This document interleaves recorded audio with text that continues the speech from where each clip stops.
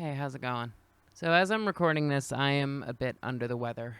I really don't feel good. It is worse than a cold, but less than the flu. I've tested negative for strep and COVID, feeling like a bowl of garbage. If I was the gruel that Oliver Twist was served in the orphanage, he'd go, no, you know what? No thanks. I'm all set.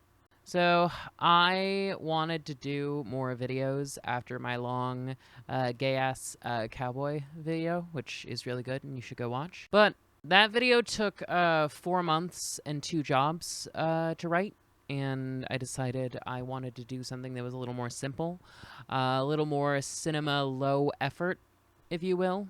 There's a reason we're not fixing this Colonel Kurtz-esque lighting right here. Things are going to be a little more natural, a little more simple, less costume changes, starting now. I'm just messing with you. Don't ever believe a single word I ever say. I'm behind a camera. I can edit. Everything I say is potentially a lie. The other thing I'm starting to learn that is a lie is, well, quite frankly, no one's really technically successful. What do I mean by that? Like, maybe some YouTuber telling you stuff about the system was actually born rich and has more advantages than they're letting on. Maybe some stars' parents both have Wikipedia pages.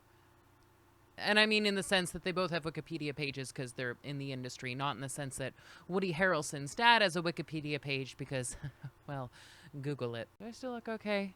Even now, I am obsessively checking the playback monitor on my phone just so that I can make sure I'm at a good angle and that my hair looks okay. I think we all have an idea of what success is, and we're unwilling to move from whatever that image is. I'm sick right now, and rather than just accept that my audience might just understand it, I am constantly apologizing for it because I feel like it makes my voice sound less than perfect. Something that is not a sin. This has been a very, very, very, very, very weird year for me. And I'm going to use a cartoon to illustrate what I've been going through lately. So on May 22nd, 2024, that would be this year at the time I'm recording this video, I wanted to have this video written, recorded, and released on that date, because that will be a year since the events I want to begin talking about occurred. Now it's August 8th. So yeah, the best laid plans of bisexual girls and all that. Sally Graves, she paraphrases poetry because she barely remembers it.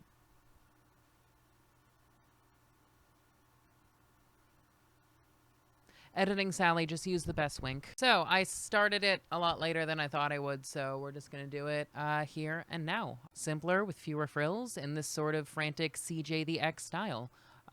Whose videos I very much dig, so go check them out. Okay, that was the prologue's prologue. Now let's get into the prologue. On May 22nd, 2023, I was let go from a job that I had held for about 6 months. It wasn't going well, it was getting worse, and eventually the company I was working for cut their losses and realized that they had finally gotten to a point where hiring somebody else was cheaper than just trying to wait till I get better at the job.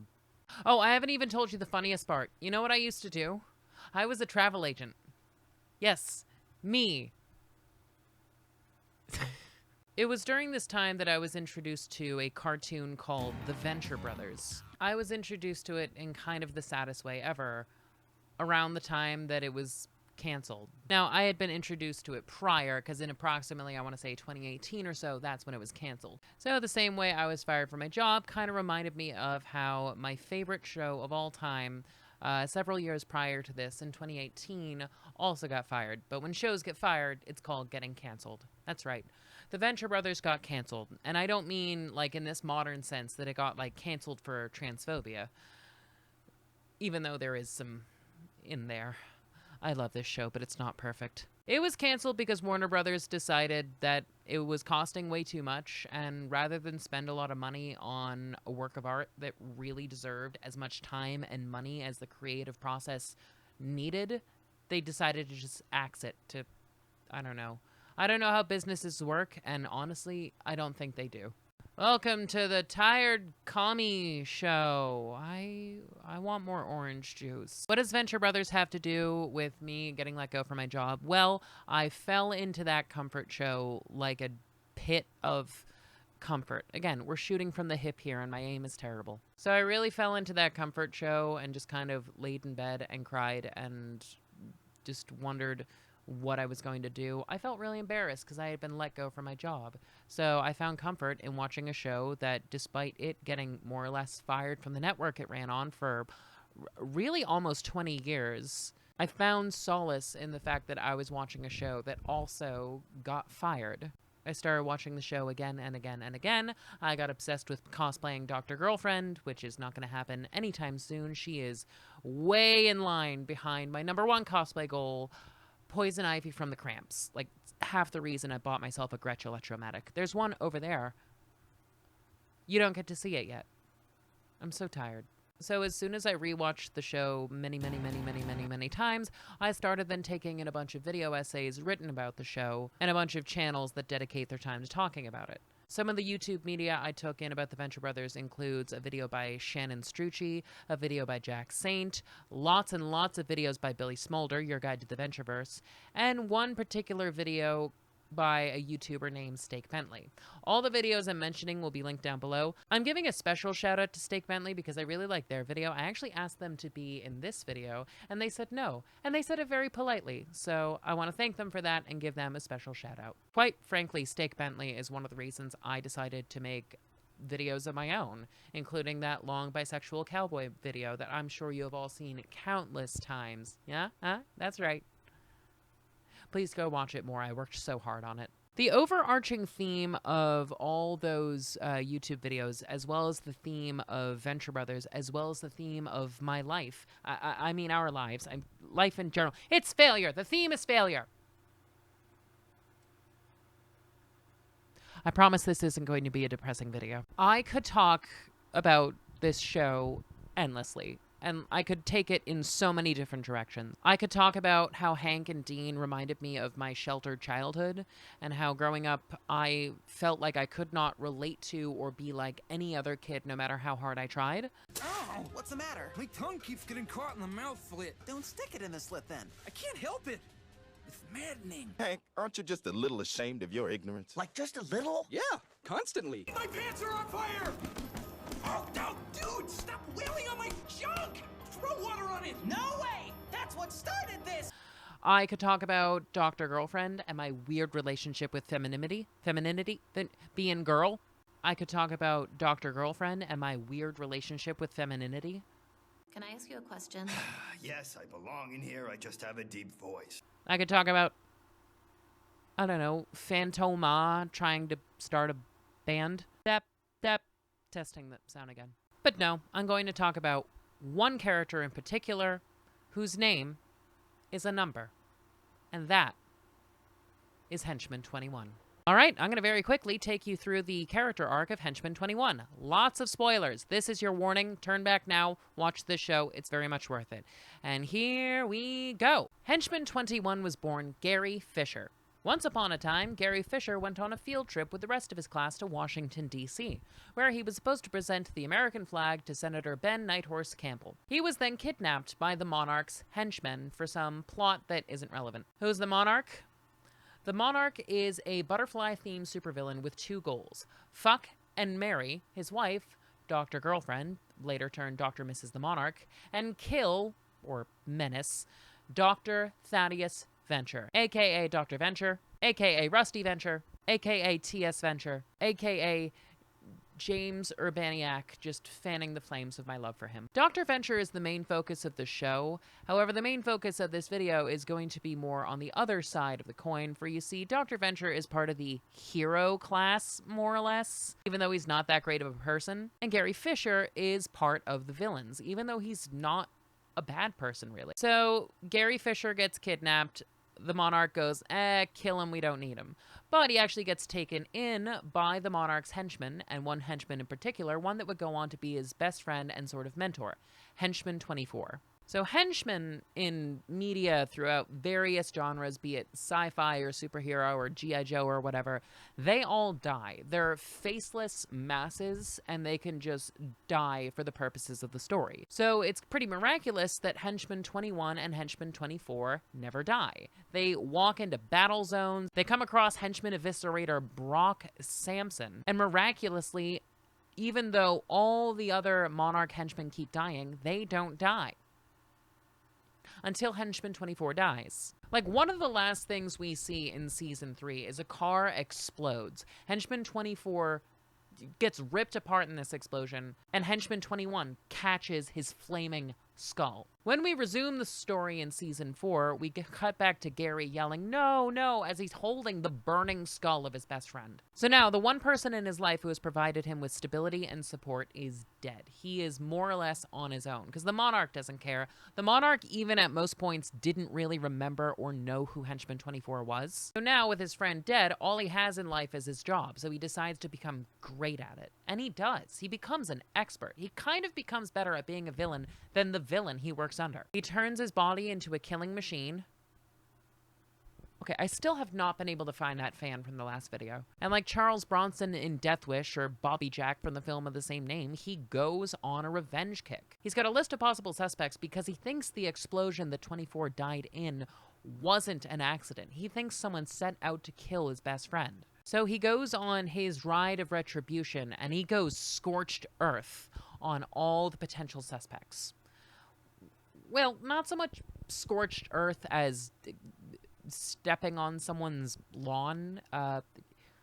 He's not the best villain. Like, I'll give you an example. He kidnaps Hank and Dean to torture them to get information from them. But he uses these torture methods that he's heard of, but doesn't quite understand how they work. So Hank and Dean aren't really tortured, they're just kind of irritated. He continues on in his revenge mission, but he puts more energy in being a henchman rather than a straight-up villain. And at times he actually seems more level-headed and smarter than his boss, despite, admittedly, not having the same drive to be villainous. All this time, he is hanging on to the skull of Henchman 24 and talking to it, and Henchman 24 is appearing to him in the form of a ghost that only Henchman 21 can see. Like, they have full-on conversations with each other, and it just appears that 21 is talking to himself. Now, I know this might seem a little strange, but this is the Venture Brothers. Ghosts are real, and your neighbor can just build a walking eye. So the idea that someone can just talk to a ghost in this world is not out of the realms of possibility. He starts to get a little bit of clarity. He starts to get a little bit more focus to the point where he can actually pull off missions. For example, he is now starting to plan out the missions that he goes on with the Monarch. He's being brought along as the Monarch's muscle. Also, I love his new character design. So before this, he's kind of very unathletic and not very healthy. And then he starts working out and becomes very good at fighting and killing. But rather than just design him as this skinny dude now, he still is a big guy, but he's big and he's buff. So his muscularity doesn't magically make the fact that he's a larger fellow disappear. So he's like big and like heavy, but he's also muscular.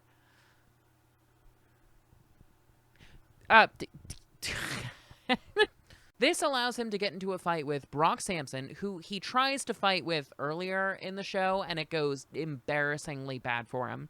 Now that Brock Samson is one of the suspects on his list of who potentially killed 24, he gets into a fight with Brock Samson and actually does pretty well. He loses, but Brock is actually impressed with him. Brock's not only impressed by the fact that he can fight really well, he's impressed by the fact that Henchman 21 isn't thinking like a henchman. He's not just going with the herd, he's making his own plans and following them through.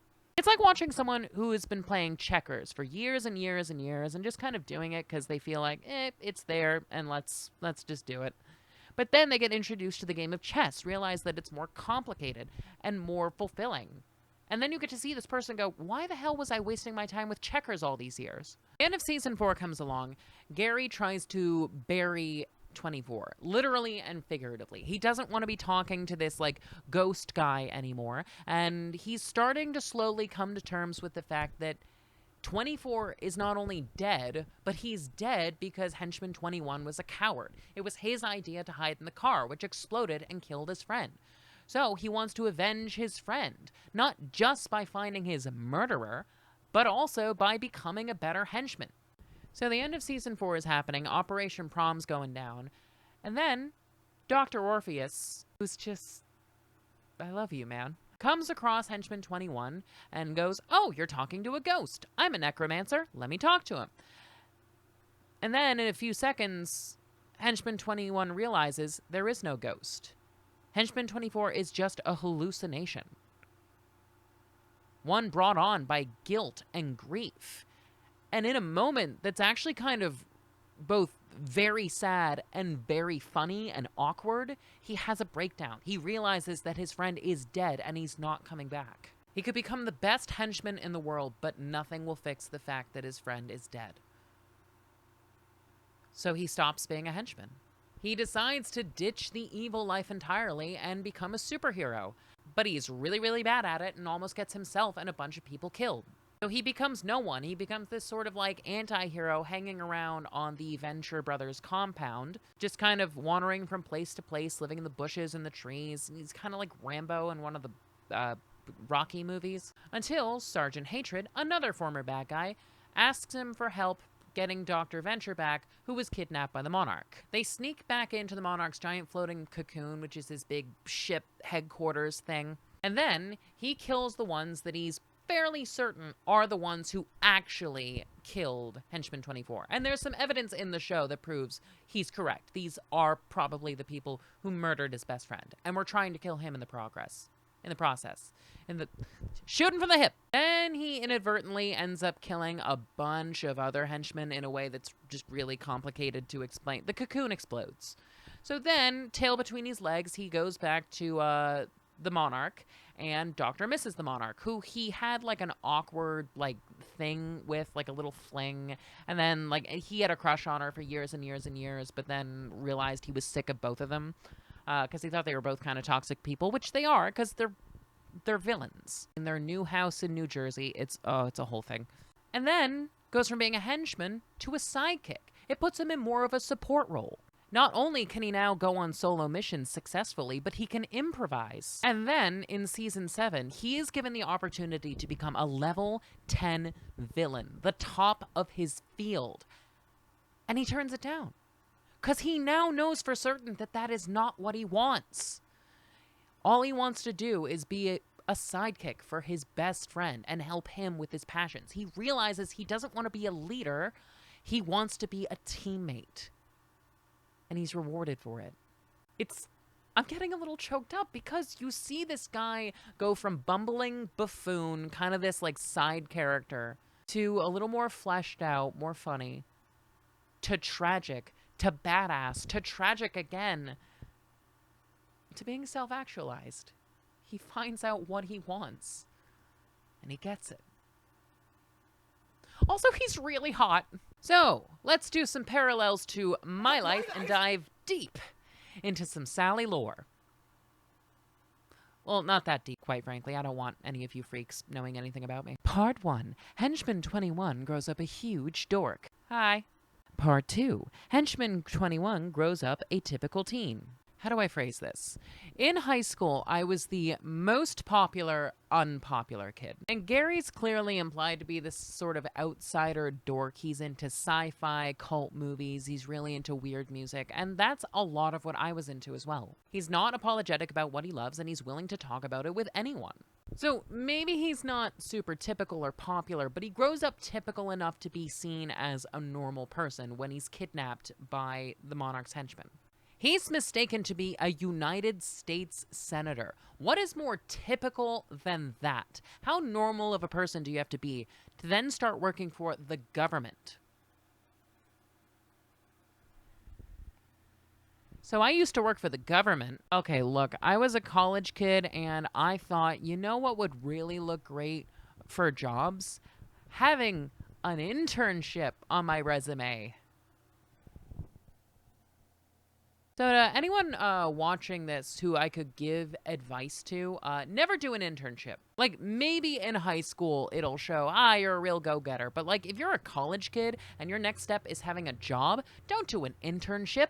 All it shows is that you're foolish enough to go get abused by someone for free. That's all an internship is. It is going to be abused and paying for whatever it costs to commute there. Like a dominatrix will put a cigarette out on you, but at least there's an exchange of goods and services going on there. You're both getting something from it.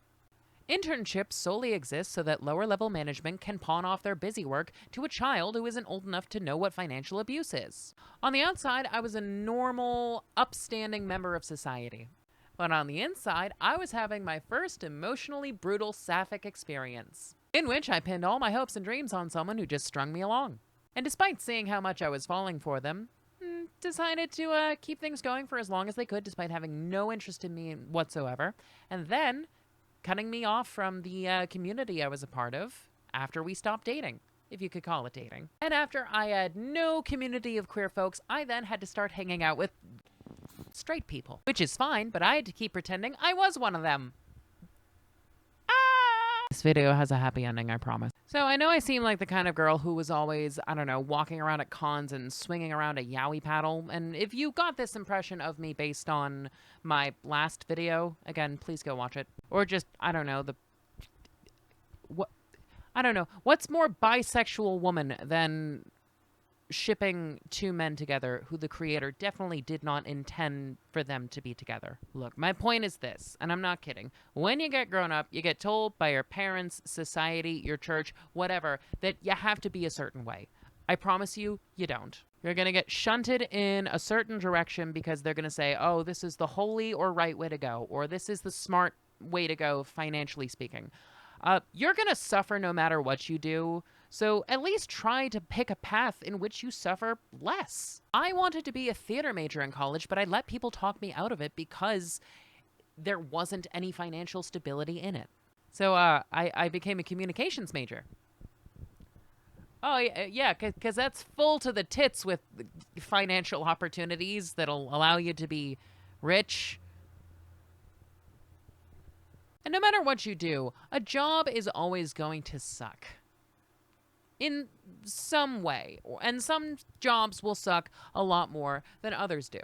And unless you come from a very wealthy background, you will be at points where you're saying to yourself, do I have enough money to buy a slice of pizza so I can eat once today, at least? So if that's coming down the line for you, at least try to find a job that you enjoy doing, even if it doesn't give you everything you need. When thinking about what you want to do for a living, I think the best question to ask yourself is, if society broke down and we had to live in these like smaller tribal communities, what job would I do for no money just because it helped the community? I think that's a question we don't ask ourselves. Because I think a lot of what factors into what people choose for their jobs is how much they'll be able to support themselves. And I hate that any of us have to go through that. If it were me, I would be the entertainment. I'd find like instruments, learn how to play them. I would write stories. I would write plays for us all to be in. I would entertain people best I could. I'd do this so that people can feel better about, oh, well, now I have a little break from finding water or hunting deer. I didn't consider any of this, and I went the route people told me to go. I was raised in a cult. The most successful cult on the face of the earth, the Catholic Church. Oh, you don't count the Catholic Church as a cult? I'm sorry, Mormonism. Do you have your own autonomous country? Oh, wait, it's called Utah. Disregard. The Catholic Church is the McDonald's of cults. They're very successful at what they do. And I was groomed into it. From a young age, I was taught this is how we live, this is how we believe. So I was really primed for it. And then when I was 18, I decided to pick a small Catholic college that I could go to that fit with that. And then I hit 18 and I realized, hey, no one is making me wake up every Sunday to go to Mass. So why am I doing that? So I went to my last voluntary Mass when I was 18 years old in the fall of 20... Nope, you don't get to know what year. I started dating someone and just kind of lived the way I thought I was supposed to. Because I had left the church at that point, but I was still filling the role of a good Catholic grown-up. But then eventually I left that relationship because I hit 20 years old and I realized, hey, I actually don't have to do what I'm told in this way. And I decided to stop doing things other people thought was a good idea. I realized, oh, I can actually do what I want. So I did exactly that. I left that small, crappy Catholic school. I went to a larger state school and threw myself into and at as much queer art as I could. 21 realized he could do a lot more than he initially thought, but he still kind of had one foot out the door. Part 3, 21 just kind of does. He's a henchman, yeah, but he just kind of coasts for a lot of it. Like before season 4, he's just kind of doing whatever. He's not putting in a lot of effort. He's not really trying. He's just going along with whatever. He's coasting. He got his GED in case henching didn't pan out. Having a backup plan is okay, but sometimes it's just having an excuse to not try. And he wasn't trying at all. He had no idea what he was doing. I was in a band called Yohafu. I'm still in that band. Listen to our EP. It's really awesome. We're all busy now, but we do stuff when we can. We haven't broken up. I started my first band in 2016. Our guitar player quit 5 minutes before an interview, so I thought, you know what? At this point, I had not been playing guitar very long, just for about 2 years. And I decided, you know what? I am not only just going to sing for this band, I'm also going to be the guitar player. So it had me learning more about that craft of being someone who sings and plays guitar. And thank God that happened, because there is nothing worse than a member of a band who only sings. Lazy bitches. I was writing songs and going to practice, but I sure as hell was not practicing in my off time. And all the while I was playing shows and recording albums with my friends, I was also applying to office jobs. You know what they do in office jobs? Honestly, I have no idea, and I've had so many. I think you go in, dissociate for ages, and then you, I don't know, apparate to the New Jersey Turnpike. I don't know. I was never going to be good at these jobs, but it's what I thought you did as a grown-up. You got one of these boring-ass jobs, and you did them forever until you were dead. So yeah, I was coasting. I was coasting on a wave, but you know what happens when you coast long enough on that wave? You crash. Part 4, the exploding car and the missing detonator. So on May 22nd, 2023, I was let go from my job. Don't get me wrong, they were a bad business for several reasons, but I was not good at this job, and I did not care about getting better. So I spent the whole summer just really not doing well. I threw myself at everything except for fixing the problem. Then I got another job, and I was let go from that one too. That's 2 jobs in a row that I was let go from. And I was let go from the second one in a fraction of the time it took for me to lose the one before. So I was embarrassed. So I started looking for other jobs, and eventually one of my partners said to me, "Why are you going onto LinkedIn? Don't. You are not the kind of person who finds a job there. You can. You can find a job very quickly, but you can't force yourself to care about it. You just cannot." And then I did find a job, but it's the kind of job that's very different from the other ones. It's a job with an element of entertainment in it. I get to be myself. I get to come up with a lot of material. There's a lot of talking. I'm in front of people a lot. And I'm actually enjoying it. It's not perfect, but nothing is. And I think what's nice is sometimes you get these moments where you go, hey, this isn't perfect, but things are pretty good. And I'm healthy, and I can afford things, and I'm not struggling as much as I was. Don't get me wrong, I am struggling in ways that are not important for this video, but Henchman 21 is my favorite character. I think in any show.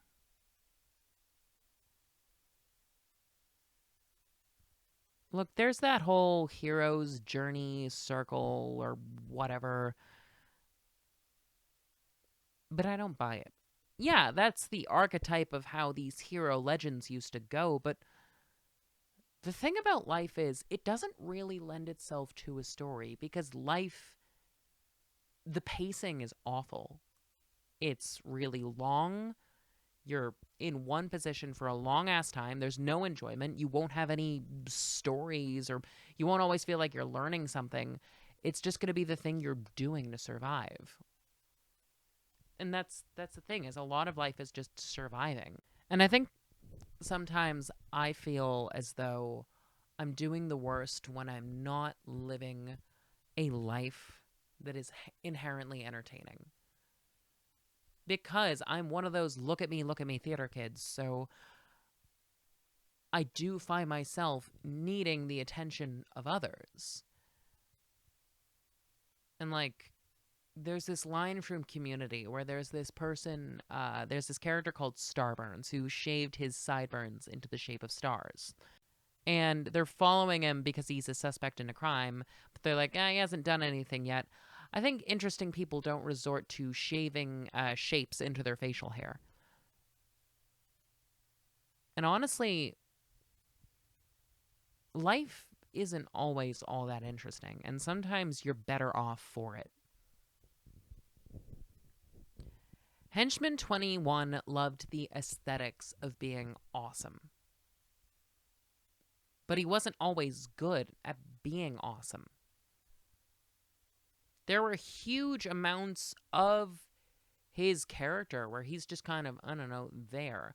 Like, in the latter half of season 5, he's just kind of like in the woods, bumming around, looking for things to do.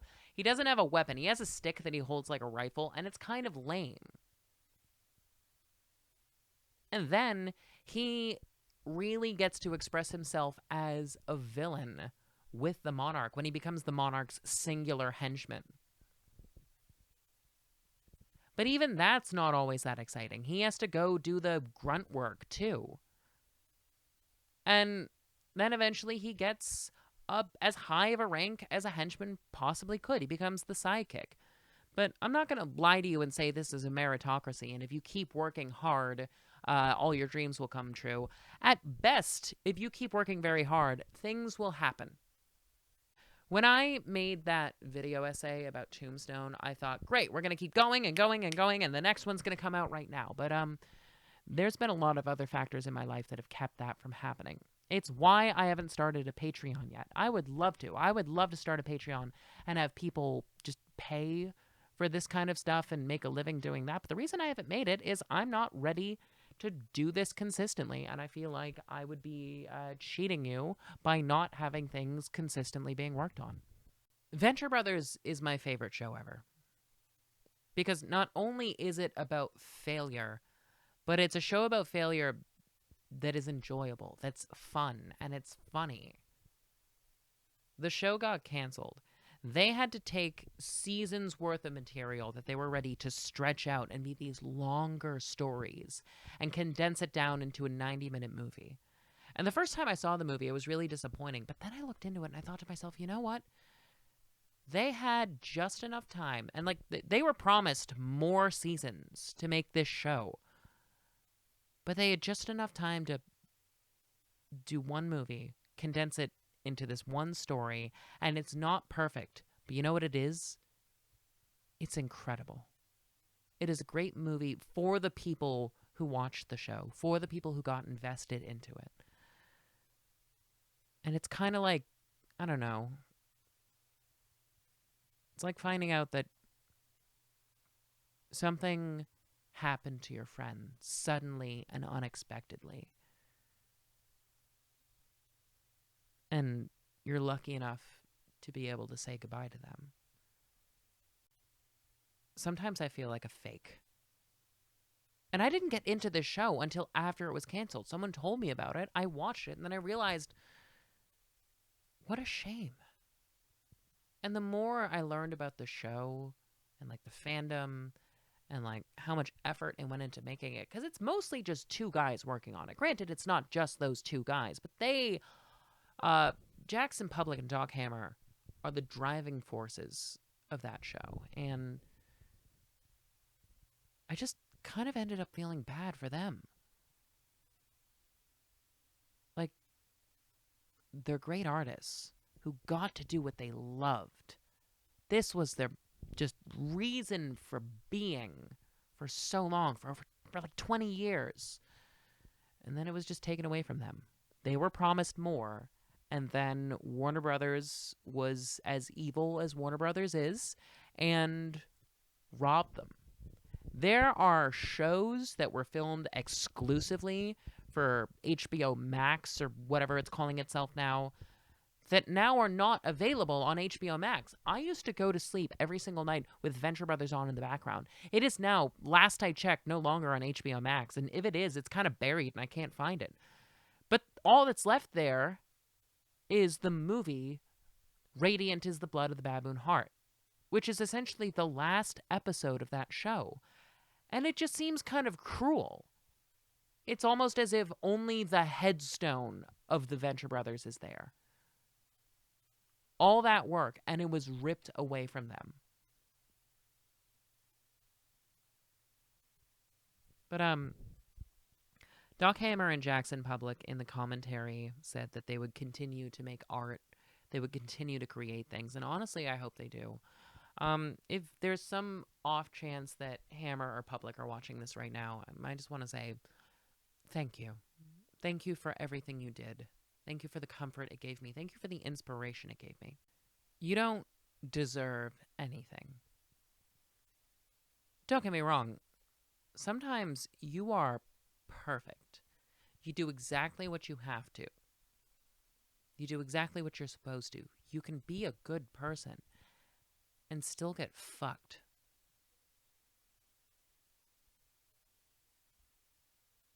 But you can continue. You can try again.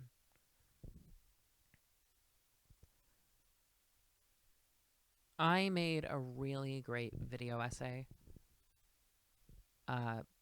And then I just kind of didn't do anything. And I was disappointed with myself for a while. Like, if it came out in April and now it's August when I'm making this, I was so disappointed with myself for how little I did in between those times that I forgot to look at the things I did do.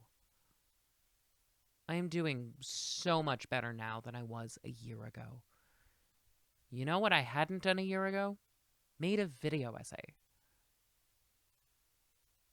13-year-old me would be so proud of myself for being a YouTuber that I'm sure she wouldn't even ask how many followers I have. Or if I've met Dom Farah. To which I would say, not yet, but I did chat with him online once. He's a very nice guy. I once asked to sample one of his videos in an album I was recording, and he very politely said no. And I respect that. I hope you're having a good day, man. I think I'm making this video more for myself than for you. It is unfair to decide you're a failure. It is unfair for the world to decide that for you.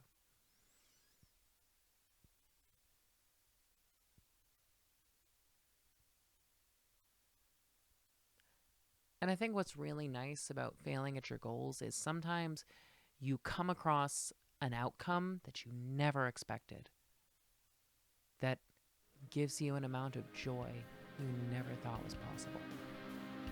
So hang in there. It might just happen. See you all soon.